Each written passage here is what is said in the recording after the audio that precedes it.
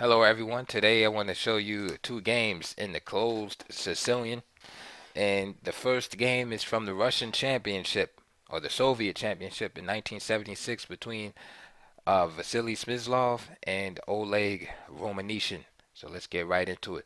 So E4, C5, Knight C3 as usual, no engine, and we're just going to talk about general principles and characteristics and that you can apply to your chess. G3, G6, Bishop G2, Bishop G7, D3, D6, and again, full disclosure, black is equalized in the position already. When you play the closed Sicilian, you're not necessarily looking for a theoretical advantage, but you're looking for a solid and sound position with some attacking chances and looking to basically outplay your opponent, or as some people like to say, Magnus Carlsen, your opponent. All right, so you're looking for your chances later on in the middle game, end game. All right, you're not looking for a theoretical discussion that depends on 30 moves of analysis in a Marshall Gambit that's all mapped out by the computer. But right from the beginning, you're acquiescing to the equality and you're just getting your forces out and you're basically relying on general principles rather than specific concrete variations here. So, after d6 by Romanishin, the move that I want to show you is knight h3. Now, the basic idea of this move is to allow for the move f4 because normally in these lines, white will be trying to conduct his attack on the king side. Black will be trying to play typical Sicilian fashion on the queen side with moves like a6, b5, b4, driving this knight away. Sometimes also e6, d5, just typical Sicilian motifs attacking on the dark squares. In many closed Sicilian lines, the white knight will be on f3, and later on, at some point, we'll either have to jump to g5 or h4 in order to clear the path for the f pawn to advance and eventually open up the f file for the rook after castling.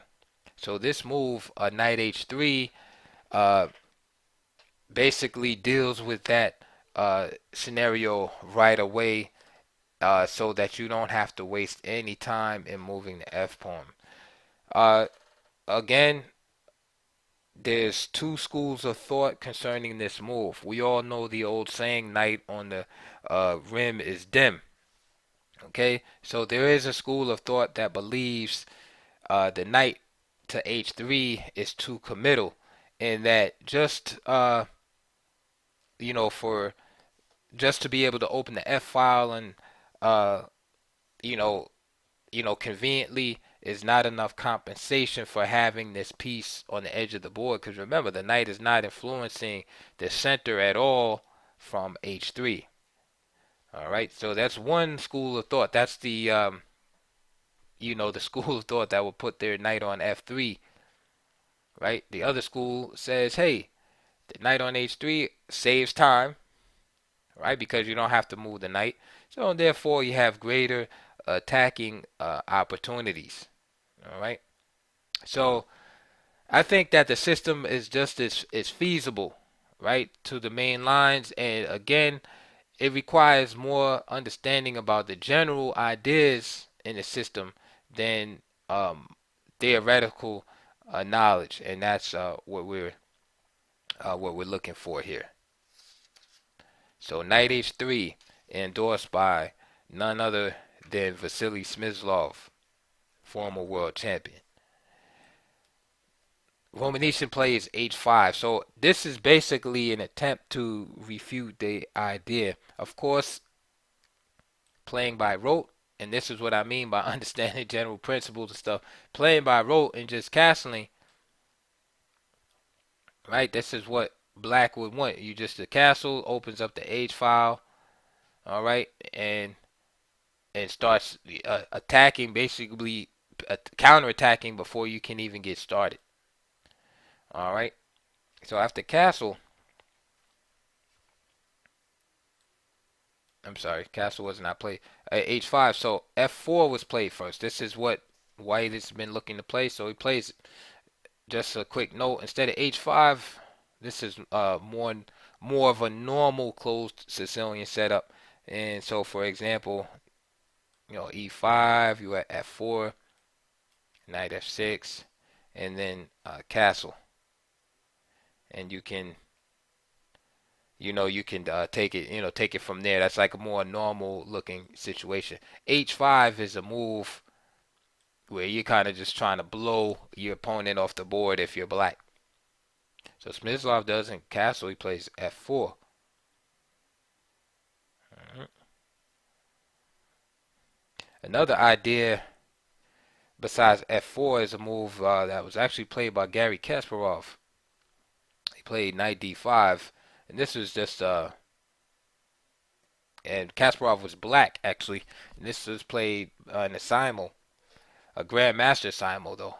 I think it was Werner Hug with the white pieces. He played knight D5 here instead of F4. Kasparov played bishop G4, F3, E6. He kicked the knight out. Knight came back. Then H4 was played. F4. Kasparov played H takes G3. H takes D3. D5. E takes and E takes. All right.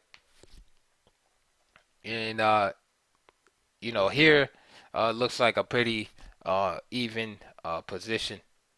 Okay, if I'm not sure if I want to say white is slightly better here.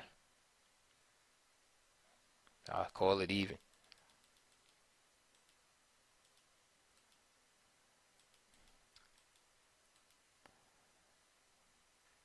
So Smyslov, however, played the move F5.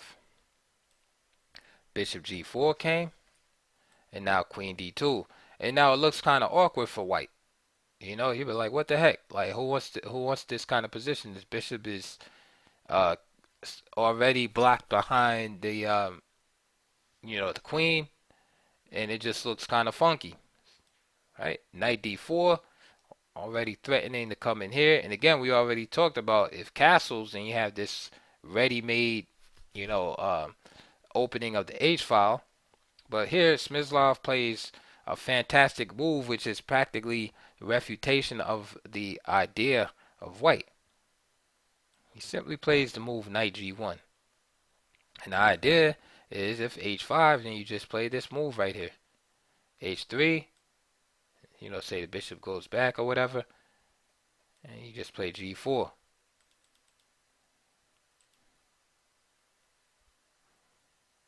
So he plays Queen D7.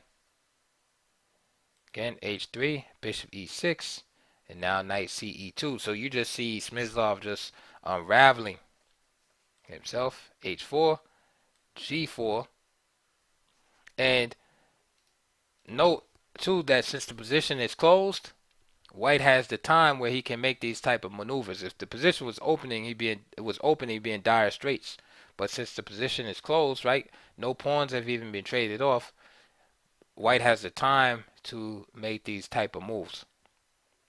So 12 G4, right? You have this on the table now. So F5, and to me this is already good for White. E takes F5, G takes F5, and now G5, creating a strong pass pawn so that if the game does make it to the ending, that is a pawn that uh, is going to annoy the heck out of Black right down the road. Okay. The immediate plus to this move G5 is that Black will have trouble developing his pieces on the king side. Look at that. There's nowhere for the knight to go except E5, and sit with the bishop on E6. It's going to take a few moves to maneuver this bishop somewhere and then move the E pawn out of the way so the knight can get to E5. And of course, while Black is trying to unravel, white will be securing a dominant grip on position. So just notice how things have turned around, in just a few moves. How it looked like black was kind of swarming on white, and then you see white counterattack positionally. All right, so G5 was played. Castles on the queen side. Knight takes D4, and C takes D4. Bishop takes D4 is possible, but black wanted to avoid the tempi after C3, and bishop G7, and then knight E2. But either move was acceptable. So C takes D4, and knight E2, bishop F7, C3, and now this pawn can't really be defended. So D takes C3, B takes C3, and now voila, look at that.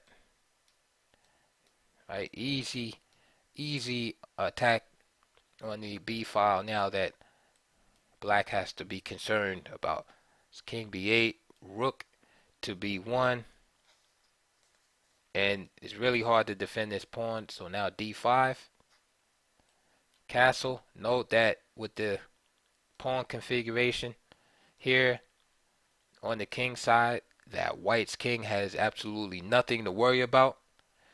E5, F takes E5, bishop takes E5, and now D4. Bishop C7, and now C4. Of course, the C4 pawn is totally immune because of the attack on B7. All right, so now knight E7, and now C5 from Smyslov. And so with this configuration, notice this pawn being on D5 just kills this bishop right here. So again, Smyslov is combining the direct attacks with these positional nuances that really make it hard for his opponent to put his pieces in an effective position.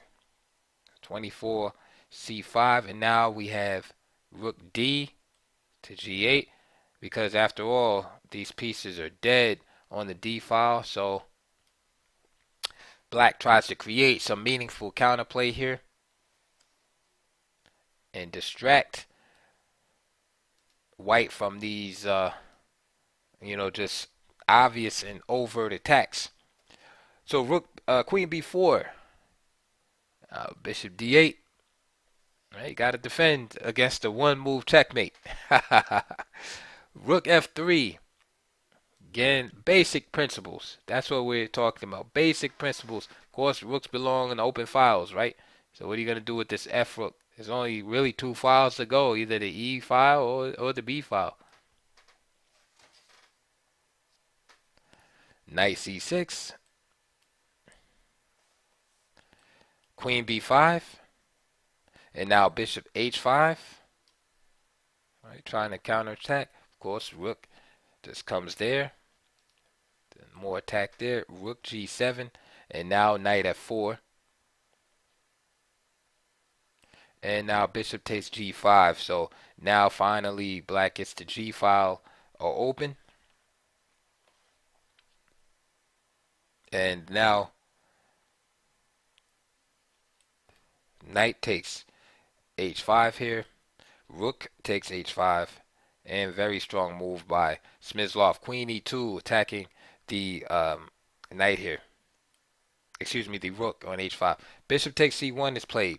Now, if he tries to preserve the rook, say by going back, then there's some tactics dealing with this B7 pawn. So basically this rook gets overworked by having to defend the bishop on G5 and defend along the 7th rank.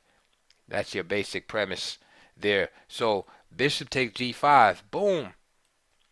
rook takes g5, rook takes b7, queen takes b7, and you can see the ending. King takes,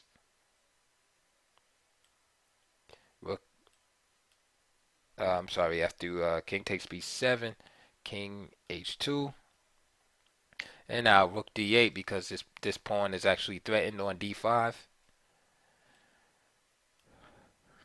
Queen e6, f4 for example, queen f7 check, king c8, and then queen to f6. Let's go back. So that's why Romanishin, instead of trying to move the rook back, played bishop takes c1. Smyslov took on b7 anyway because you have an analogous situation here. So queen e8 check, king comes to c7, and notice how it creates a situation where the rook can't capture because the king is forced to block the coordination between the rook and the queen on the 7th rank. So now rook takes, king takes, and now queen takes h5, and a couple of adrenaline moves. Knight d1. I'm sorry, knight takes d4 is played. King to f1. Bishop comes to e3. Queen to h8. Rook d7, and then just simply queen e8, and you have a double attack just like you had in the other variation, just with a slightly different piece configuration. And Romanishin was forced to resign at 38 moves. So that was like a simple illustration of this variation of the closed Sicilian defense. Okay, let me show you another game real quick. This is from Palma de Mallorca, 1969, between Vlastimil Hort and a player named Turan with the white pieces. Again, I'll go through this quickly. E4, C5, knight C3, knight C6, D3, G6, G3, and now bishop G7, bishop E3. Same principle, right? Delaying the placement of pieces in front of the f pawn. Instead of knight h3, instead he did bishop e3, attacking this pawn. Here b6 was played, and the idea of b6 is just to create this double fianchetto here, and also it gives black some more opportunities to enforce the move d5 in by placing the bishop on this diagonal.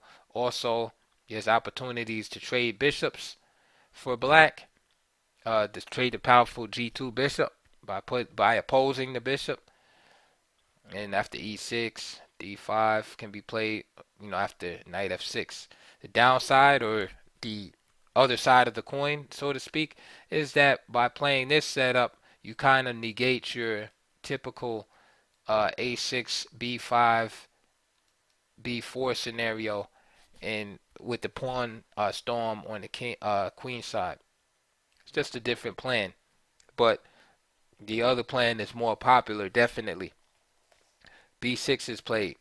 Queen d2, bishop b7, bishop g2, d6, and here it is again, knight h3. All right. So here we see white following the usual plan of trading the dark squares bishops, the dark square bishop, right? Which is old as the earth itself. Bishop h6, and trade off. All right.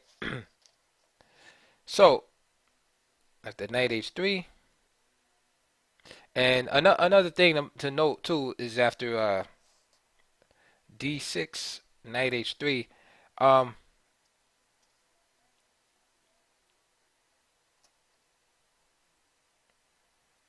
This is like this move order with knight h3 here, notice how this bishop is not here on c8, right, to be able to exert any pressure on this diagonal. Okay, this bishop going f4, f5 is a very serious threat because there's no bishop here on c8 to defend this square. You know, for instance, after this pawn is up here and say captures, the bishop's not on c8 to be able to reclaim that pawn. Okay.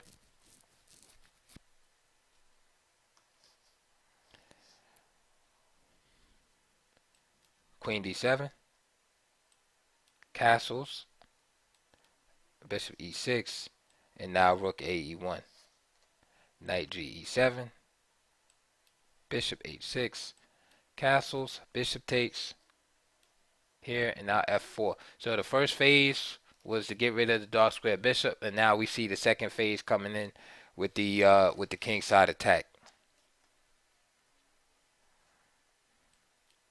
Black wants to prevent f4, f5, so plays f5 himself. This weakens. This is very typical. Weakens the g5 square, and now we see this indirect attack on e6.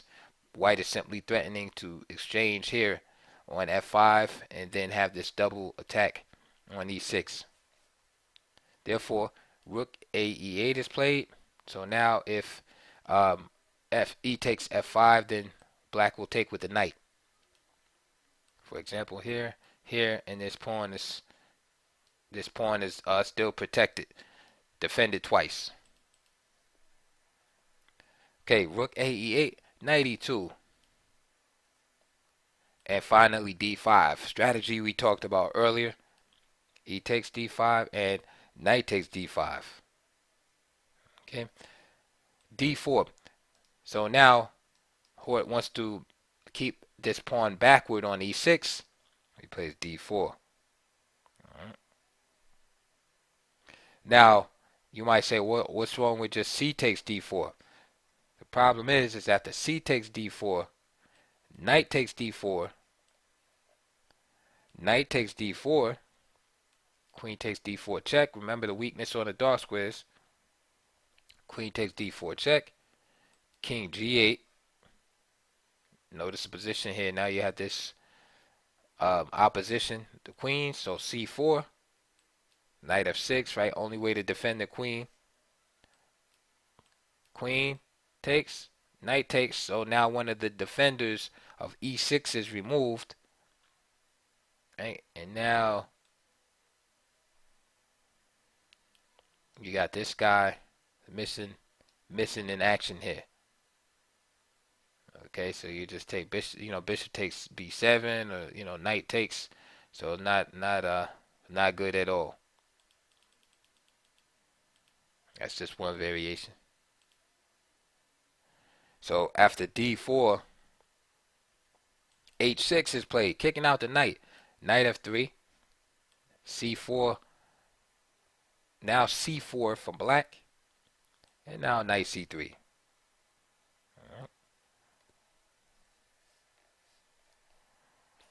So the reason why knight c3 is important is because if c3, then the knight can just go back here. And notice how with the pawn blocking the c3 square, there's no way a knight can get there to defend this square properly. So now you have a threat of this knight coming here. You have the bishop coming here. All right. So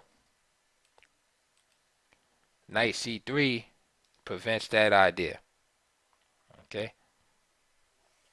So knight f6. Rook f2. Remember, rooks belong on open file, so the rook is just going to go here. And now rook d8 and rook fe2. All right. So instead of just defending this pawn passively, white just goes on the offensive and doubles against the e6. So rook fe8, h3, a6, and what we see is just a strategic gradual improvement by both sides of their positions. And what white is trying to do is just get this queen to a better square. And black is trying to expand on the queen side. Remember the plan we talked about earlier, a6, b5. Well, in the roundabout way, we see finally, instead of just going right into it, black is now has now implemented that plan, but just in a long roundabout way. So you see a6, b5, and now he wants to play b4, which explains a3. Bishop a8 keeps the bishop from hanging at some point. All right, these are all just preparatory moves. Knight e5, attacking the queen, and of course, just taking here wouldn't be something that black wants to do. So queen moves, queen c7, and now rook d2. Okay, so white is better here. We have to give white the nod because he has a slight space advantage. He has space advantage and a strong knight on e5, and also um, black has this backward pawn here. For black, at least black has this target d4, but we have to give white the edge in this position here. Rook d2, and now knight to e7.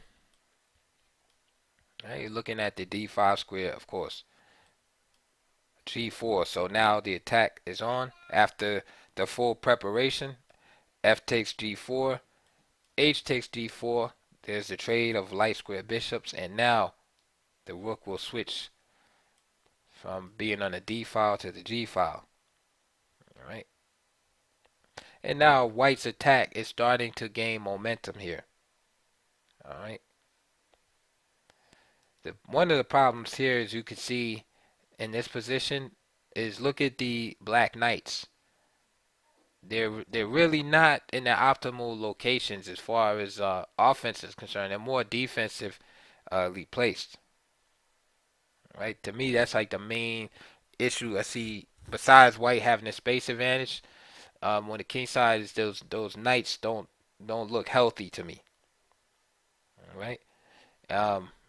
And the rooks also are kind of, well, the rook on the e file is blocked by the knight, of course, but the pieces aren't effectively placed.